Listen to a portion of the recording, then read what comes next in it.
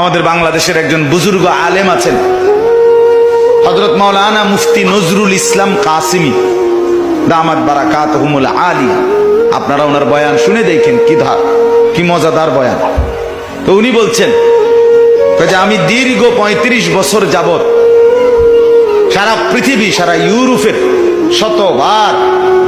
শতবার পৃথিবীর বিভিন্ন দেশ উনি সফর করে।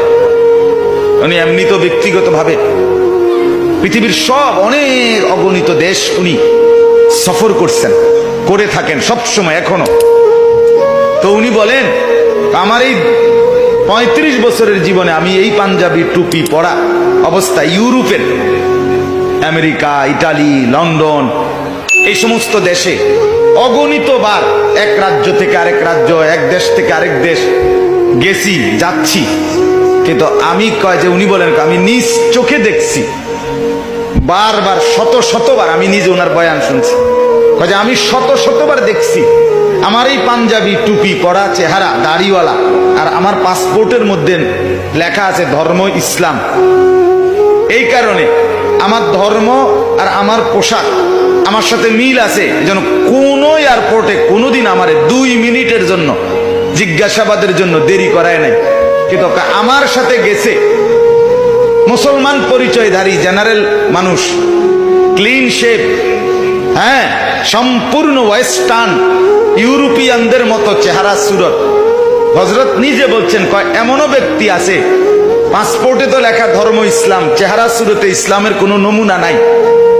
শুধু এই কারণে যে এই লোকটা কোনো ধোঁকাবাজ কিনা, এই জন্য 6 ঘন্টাও এয়ারপোর্টে আটকায় রাখছে।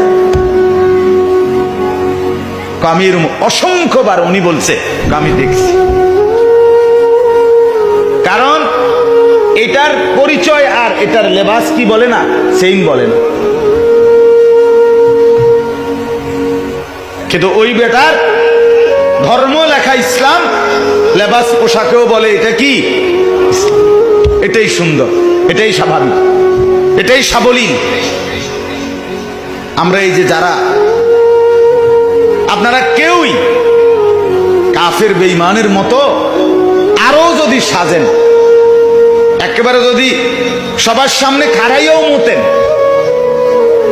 আপনার বিবি, আপনার মেয়ে, আপনার বোন যদি অর্ধউলঙ্গ কাপড় পরেও যদি হাঁটে, আপনারা ছেলেরা যদি, তোমরা যুবক যদি কাফের বেঈমানের মতো পুরা দেহ বানাও, একেবারে লেখা রাখো বুকের মধ্যে আইএফ মেসি, অথবা আমি এই কোনো কাফের না, খোদা